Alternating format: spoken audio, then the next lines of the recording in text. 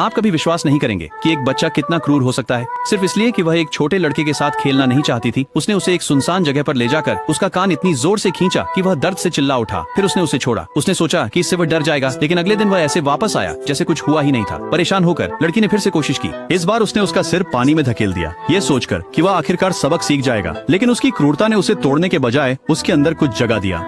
उसे नियंत्रण का एहसास बहुत पसंद था। उस दिन से उसने लड़के को हर दिन उसके साथ खेलने के लिए मजबूर किया। उसे डंडों से पीटा, उसे कुत्ते के केनल में धकेल दिया, जानवर को उसे नोचने दिया। लेकिन यह भी पर्याप्त नहीं था, उसे कुछ और चाहिए था, कुछ रोमांचक। इसलिए एक दिन उसने उसे कई मीटर ऊंची चट्टान से कूदने की हिम्मत दी, बस ये देखने के लिए कि वह कितना बुरी तरह टूटेगा। लेकिन इससे पहले कि वह कूद पाता, उसकी माँ आ गई। वह जानना चाहती थी कि लड़की उसके बेटे को क्यों परेशान कर रही थी। लड़की ने झूठ बोला कि यह सब उसी का विचार था, लेकिन माँ ने उस पर विश्वास नहीं किया।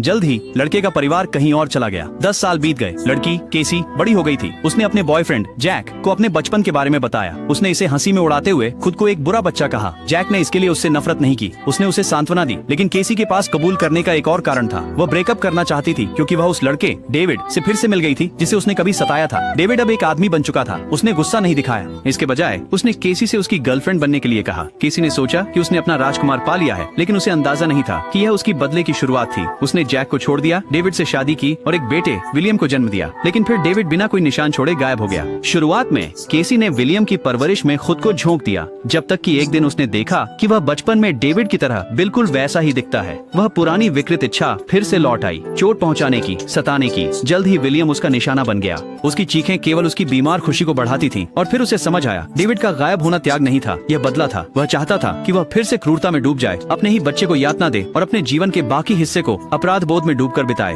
केसी ने इसे स्वीकार कर लिया। अगर यह उसकी सजा थी तो ऐसा ही सही। उसने भारी मेकअप किया, वही कपड़े पहने जो उसने बचपन में पहने थे, अपने बेटे का हाथ पकड़ा और उसे रात में उसी पार्क में ले गई जहां उसने एक बार डेविड को सताया था। कहानी हमें कभी नहीं बताती कि केसी ने विलियम के साथ क्या किया, लेकिन यह विचार ही डरावना है। अगर आप कभी किसी से मिलते हैं जो केसी जैसा हो, तो आप क्या करेंगे?